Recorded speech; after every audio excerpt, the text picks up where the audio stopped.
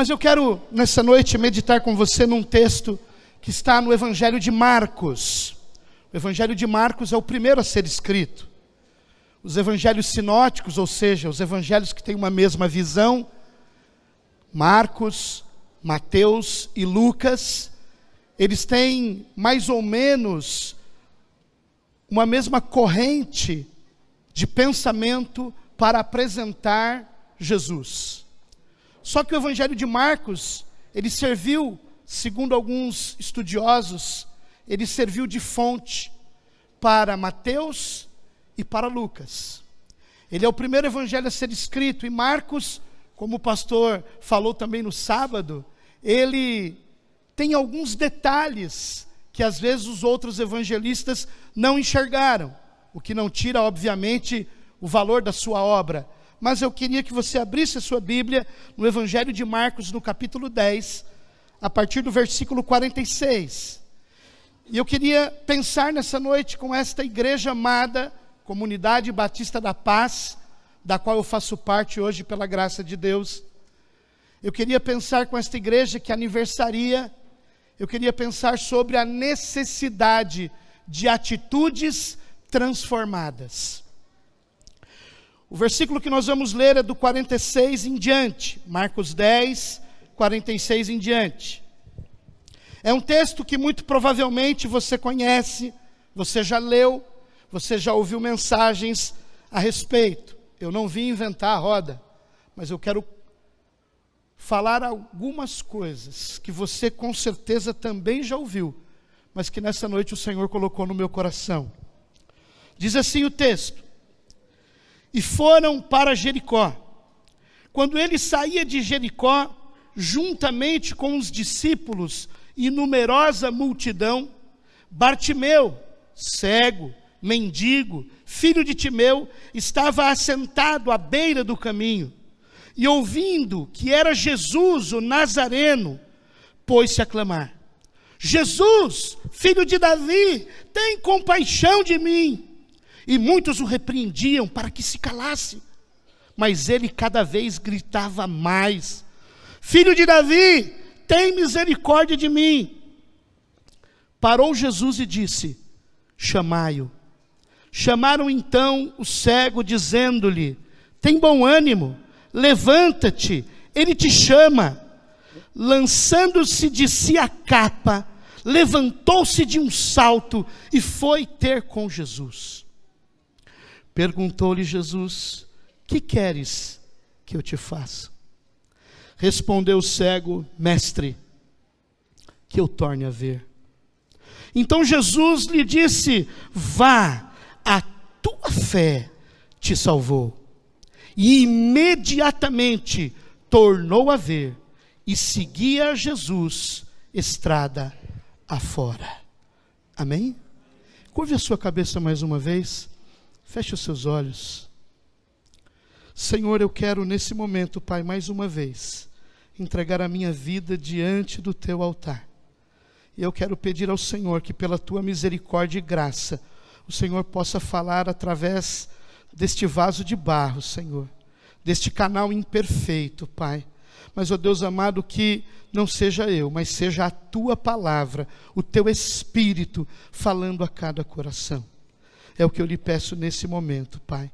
E, ó Deus amado, que em nome de Jesus, se houver qualquer atividade maligna, Senhor, que tente impedir este momento de acontecer, ou pessoas de ouvirem a Tua palavra, que o Senhor repreenda em nome de Jesus. Mas que todos os corações estejam cativos, única e tão somente a Tua voz. Eu oro assim em nome de Jesus. Amém. Esse texto que nós acabamos de ler, ele tem vários personagens. Obviamente que o personagem central e principal é Jesus. É aquele que é não apenas um profeta, como alguns creem, não apenas um homem bom, como alguns creem, não apenas alguém que divide o calendário entre antes e depois do seu nascimento, mas, com toda certeza, Jesus é o Messias. Jesus é o enviado. Jesus é o Yeshua HaMashiach. Jesus é aquele que também a Bíblia traz o título de Emanuel. É o Deus conosco. É o próprio Deus. O Deus encarnado. O Deus que se fez homem. O Deus que João disse que Ele veio e Ele habitou entre nós. E nós vimos a sua glória como a glória do unigênito do Pai. Esse é Jesus, é o Senhor dos senhores. É aquele que o Antigo Testamento aponta como o maravilhoso conselheiro, o Deus forte, o Pai da eternidade, o príncipe da paz. Mas nesse texto nós também temos uma outra figura. Nós temos um cego que a Bíblia não traz nem o seu nome. Você lê aí no texto, Bartimeu. Na verdade, essa expressão, ela é repetida depois, ela significa filho de Timeu. Mas não há o primeiro nome dele citado no texto. E nós temos algumas informações sobre essa pessoa. A primeira informação que nós temos é que ele era cego. E você pode pensar, e aí, tudo bem? Era uma deficiência visual? Bom, eu sei bem o que é isso. Embora não seja o mesmo grau aqui do cego do texto, mas eu sei o que é isso. Mas de longe não se compara a alguém dos nossos tempos. Isto porque, naquele momento da história, ser cego ou ter qualquer tipo de doença ou deficiência tinha um outro caráter. Tinha um problema a mais. Por quê? Porque aquilo era considerado como resultado de um pecado. Ou de um pecado da própria pessoa, ou de um pecado de seus pais. É por isso que quando os fariseus interpelam aquele que é curado e dizem a ele quem o curou, ele aponta, olha, quem me curou foi Jesus. E os discípulos de Jesus também fazem uma pergunta para Jesus depois. Quem pecou? Ele ou seus pais? Exatamente revelando que era algo extraordinário haver uma cura, mas que também essa pessoa que portasse uma deficiência ou uma doença, como a lepra, por exemplo, ela vivia à margem da sociedade.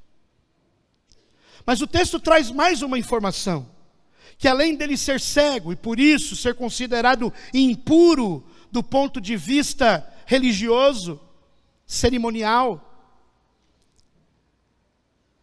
ele também era um mendigo. Ele estava no caminho de Jericó, à porta da cidade, e ele estava pedindo esmolas.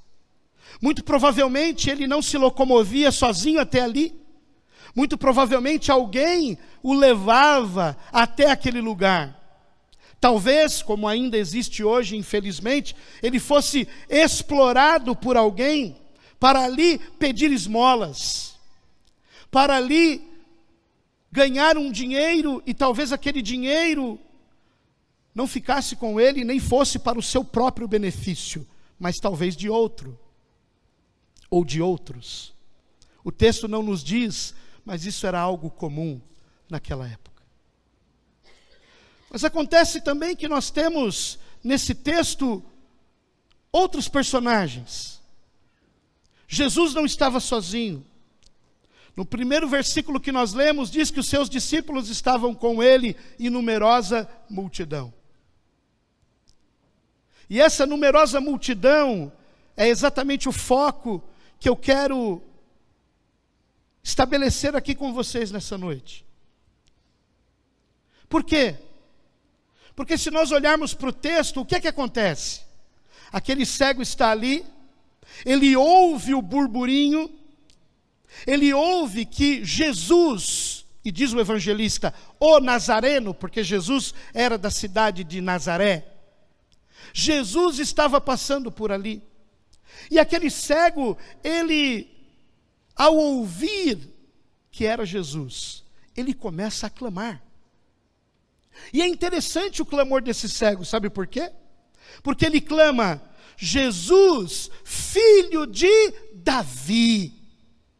E isso tem muito a nos revelar, porque o que aquele cego está dizendo é que aquele Jesus, o Nazareno, não é apenas um homem qualquer. Não é um dos curandeiros da época, porque era muito comum naquela época também que Jesus esteve entre nós. Era muito comum naquela região haver curandeiros, haver pessoas que arrogavam para si essa característica, esse ministério, haver pessoas que queriam ser mestres de outros, única e tão somente para retirar deles o seu dinheiro. Lembra-se de outro caso na Bíblia, que uma mulher que sofria com uma hemorragia, já tinha ido a todos os médicos. Na verdade, ali nós podemos analisar de duas formas: a medicina da época, mas também a curandeiros que se autodenominavam. E diz a Bíblia que aquela mulher gastou todo o seu dinheiro. Mas aquele cego, Bartimeu, ele não estava pedindo ajuda a um desses curandeiros, porque a expressão que ele usa é uma expressão messiânica. Quando ele chama Jesus de filho de Davi, ele está reconhecendo a divindade de Jesus. Ele está reconhecendo que Jesus é aquele que o Antigo Testamento apontava. É aquele que viria libertar os cativos. É aquele que viria, segundo o livro de Isaías, dar vista aos cegos. Aleluia! Mas é interessante a atitude da multidão. Diz o texto que a multidão o repreendia. Para quê? Para que se calasse. Ora, aqueles discípulos de Jesus, ao verem aquele cego necessitado da graça e da misericórdia de Deus, aqueles discípulos de Jesus, ao entenderem, ou pelo menos deveriam entender, pela pregação do próprio Cristo, qual era o seu ministério. Um pouco mais acima no texto ele diz que ele veio buscar e salvar o que se havia perdido. Aqueles discípulos de Jesus, ao invés de ampliarem a voz daquele cego, de fazerem com que aquele cego pudesse chegar mais rápido à presença de Jesus, como talvez aqueles 4 amigos que levaram o leito de um coxo, de um paralítico, abriram um telhado lá em Cafarnaum e desceram aquela maca para que Jesus curasse aquele homem. Mas essa multidão, esses discípulos não fazem isso. Ao contrário, irmãos, se nós analisarmos algumas características dos discípulos de Jesus, nós ficamos desanimados em algum ponto. Por quê? Porque se você pegar também esse texto um pouquinho antes, você vai ver Tiago e João dizendo para Jesus: Jesus, eu tenho uma coisa para falar contigo. Nós temos um pedido para lhe fazer. E qual é o pedido que eles fazem? O pedido é: quando o Senhor estiver na sua glória, deixa que um sente à sua direita. Tomara que eu não derrube o copo. Ô Jesus, fica aí. O outro à esquerda. Irmãos, eles estavam preocupados com a posição que eles teriam quando Jesus estabelecesse o seu reino. Mas isso não era novidade. Na transfiguração, o que Pedro diz para Jesus quando vê Elias, Moisés e o próprio Jesus? Jesus, o Senhor quer que a gente faça uma tenda para cada um? Sabe por quê? Porque aquela visão da transfiguração, com certeza, foi algo sobrenatural, foi algo extraordinário, e Pedro estava contemplando aquilo, Mas se você ler o texto, sabe o que Jesus responde? Nada. Um pouco depois do texto da transfiguração, sabe o que acontece? Há um menino possesso por espíritos imundos, e os discípulos de Jesus não conseguem expulsar. E Jesus então diz: essa casta de demônios só sai com jejum e oração. Esses discípulos de Jesus que estavam brigando para ser quem sentava ao lado. Teve até uma mãe que intercedeu pelos filhos. E essa multidão agora, ao invés de levar aquele cego à presença de Jesus, ela manda com que eles se calem. Ele se cale. Mas é necessário que a atitude seja transformada. A pergunta aqui é: o que nós, como discípulos de Jesus, estamos fazendo com aqueles que não têm nada para nos dar? Porque aquele homem talvez não tivesse nada para dar em retorno. Não era um governador, não era alguém famoso da época, não era um fariseu religioso oficial da época, não era um mestre da lei, era um mendigo, um impuro no meio do caminho. E eu e você, como discípulo de Jesus, como temos visto estes que estão ao nosso redor e que às vezes não tem nenhum retorno, não há nenhum interesse que possamos ter.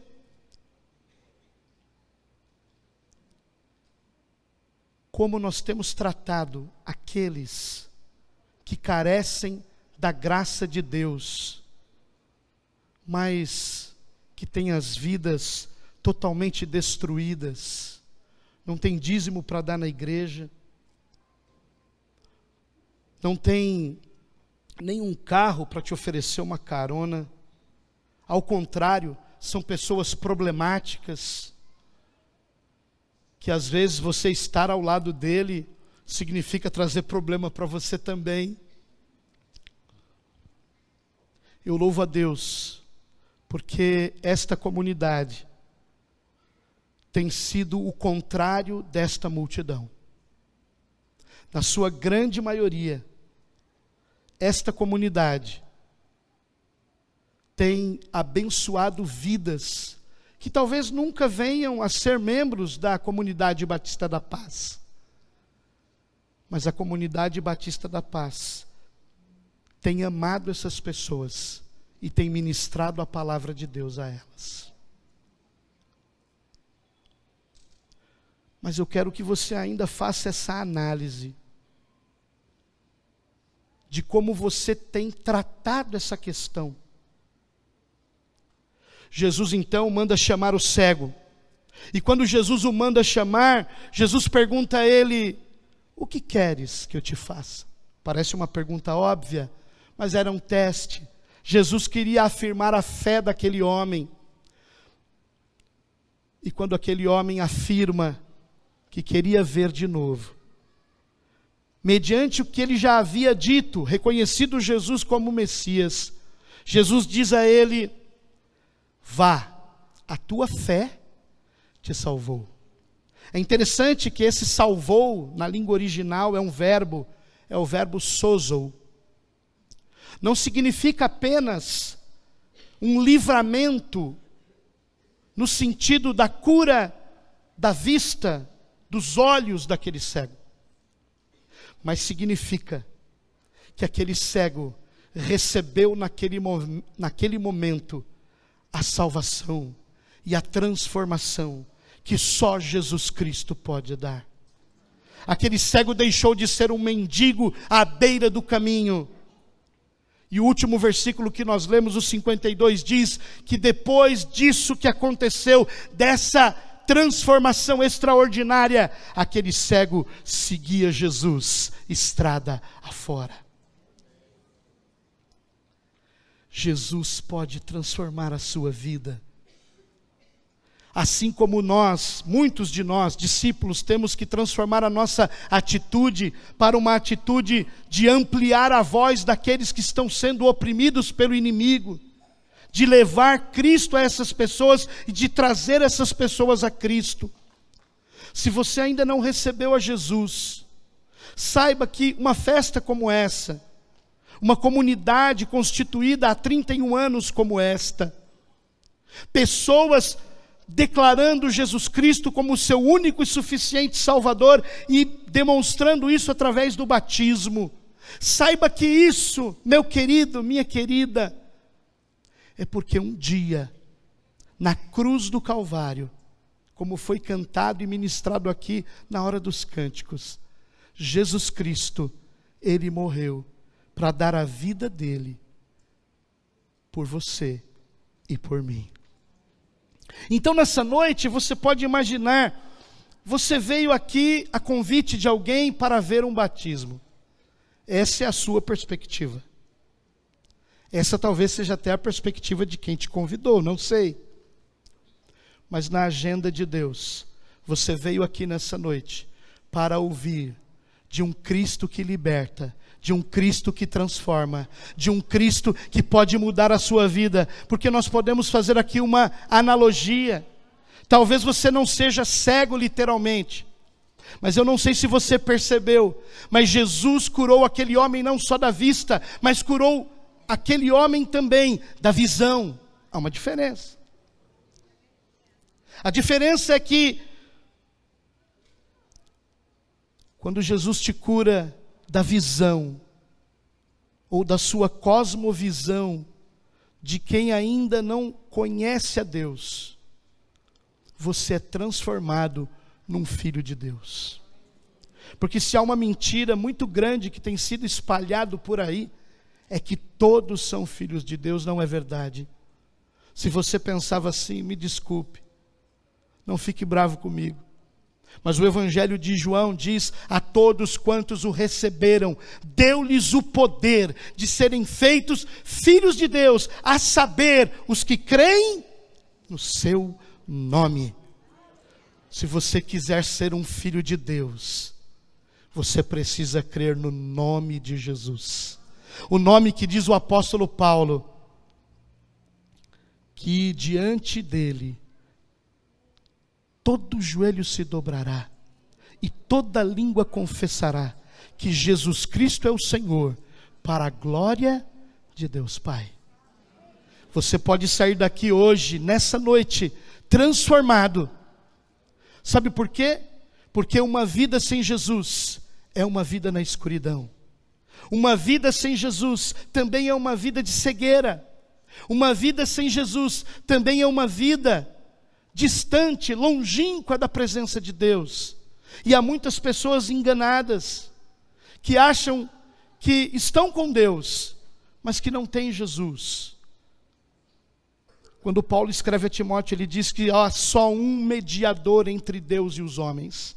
Há só uma ponte, é Jesus Cristo. E nessa noite, você está aqui, e quem está assistindo também pela internet, eu tenho certeza que o propósito de Deus é que você receba Jesus como o seu Senhor e o seu Salvador. Aquele homem, aquele cego, se tornou um seguidor.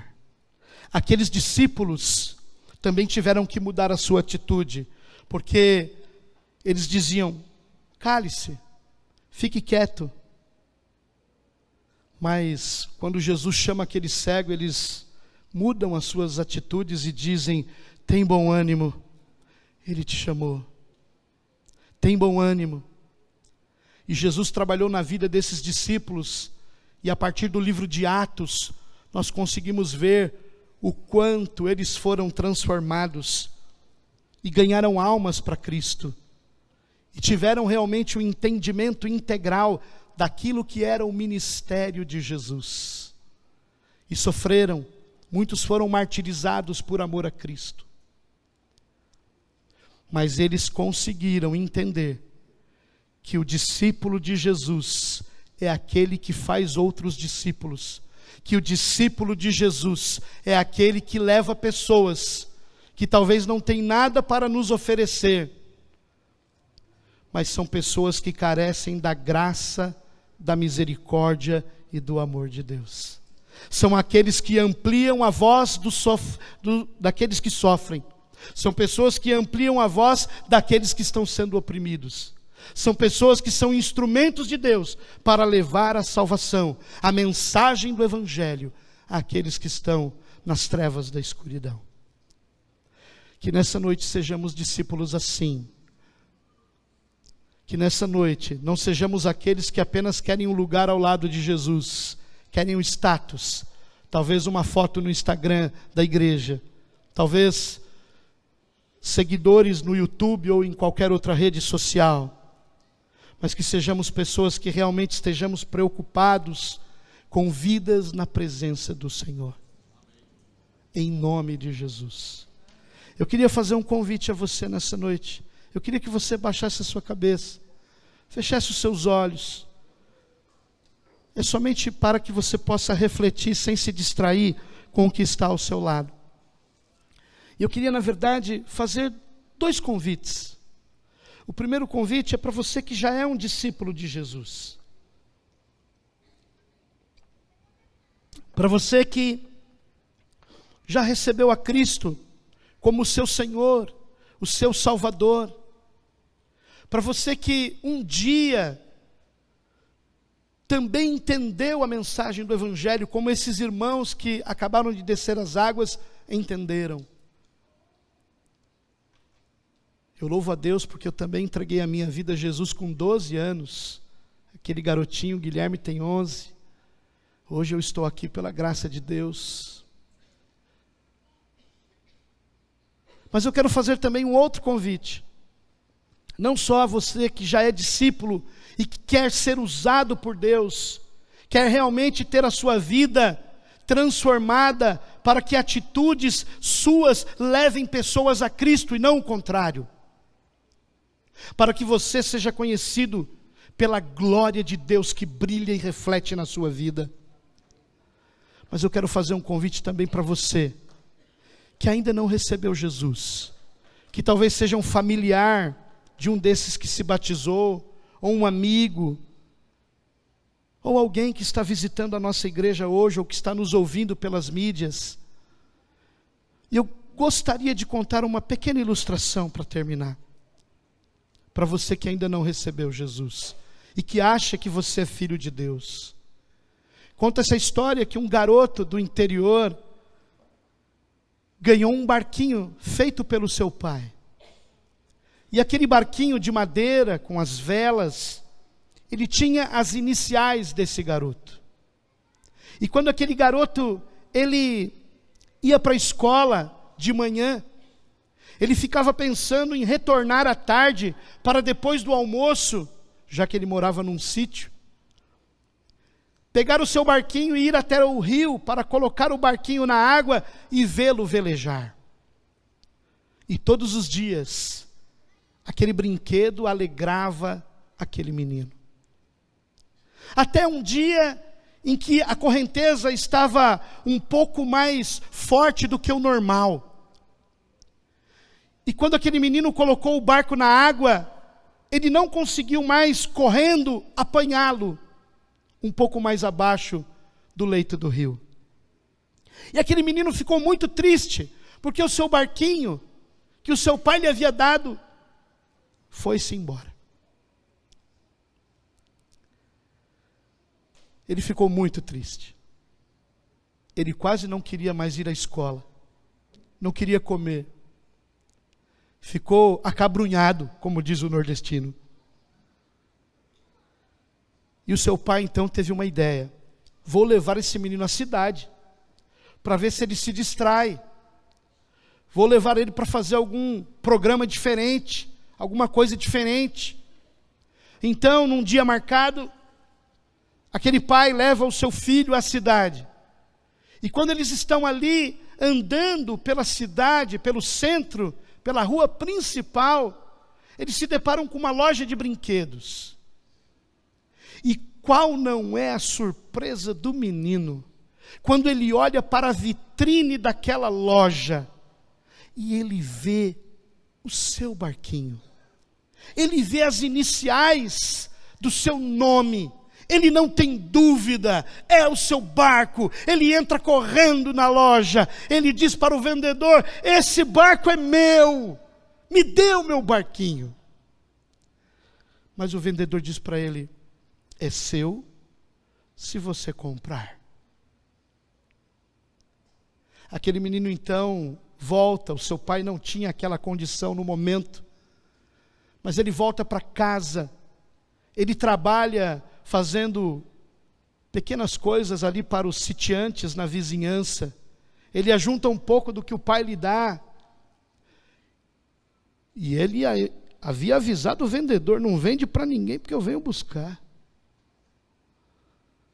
E aquele menino então vai novamente à cidade com seu pai, o barco ainda está lá, o vendedor cumpriu a sua palavra, não vendeu a ninguém, ele pagou, recebeu o seu barquinho nas mãos, e quando ele sai com aquele barco, ele o abraça e diz: você é meu 2 vezes, porque eu te fiz e porque eu te comprei. Você é uma criatura de Deus. Claro que isso é apenas uma história, mas ela nos ensina, através de uma comparação, que você é uma criatura de Deus. Deus te fez, mas se você não recebeu a Cristo ainda, você ainda não é filho. Você precisa reconhecer que Ele te comprou. E como nós vamos celebrar daqui a pouco na ceia do Senhor, Ele te comprou entregando o seu corpo, entregando o seu sangue na cruz do Calvário, para morrer por você, para que um dia Ele pudesse te abraçar também e dizer: você é meu 2 vezes, porque eu te fiz e porque eu te comprei. O sangue precioso de Jesus comprou a sua vida. E nessa noite Ele quer que você reconheça isso. Então, ainda de olhos fechados, se você quer receber a Jesus como Senhor, eu vou fazer uma oração simples aqui. Você pode repeti-la no seu coração. Você pode dizer assim: Senhor Deus, hoje eu reconheço que eu não sou teu filho. Até hoje eu fui uma criatura. O Senhor me fez. Mas eu reconheço também que na cruz do Calvário o Senhor me comprou. E eu reconheço o sacrifício de Jesus e entrego a minha vida ao Senhor. Amém. Se você fez essa oração comigo, eu queria que você se colocasse em pé onde você está. E aí eu gostaria que discípulos da igreja pudessem acompanhar essas pessoas aqui até a frente. Há alguém? Por favor. Se você fez essa oração, vem à frente. Se você não tem essa condição, se você apenas se colocou em pé, se houver alguém que queira nesse momento acompanhar essa pessoa, pode vir à frente. Mas eu também quero fazer um outro convite. Eu quero fazer o convite para você que é discípulo de Jesus, mas que talvez o foco da sua vida seja os seus negócios, não que eles não sejam importantes, mas o foco da sua vida seja a sua fama, o seu status ou outra qualquer coisa. Eu quero convidar você também para vir à frente nesse momento. Amém, glória a Deus. Eu quero convidar alguém para vir à frente nesse momento. Quero convidar você. Vamos todos nos colocar em pé. Queria que a igreja estivesse orando nesse momento, em nome de Jesus. Talvez em pé você tenha mais facilidade de vir até aqui. Nós só vamos orar pela sua vida, em nome de Jesus. Há mais alguém? Talvez você é aquele discípulo que mandaria o cego se calar. Não tenha vergonha não, porque eu e muitas vezes já tive essa atitude também. Mas o que eu estou falando para você nessa noite é que você tem que se render ao Senhor, em nome de Jesus. E rendição é confissão, rendição é estar à mercê daquele que é o único digno de toda honra e de toda glória.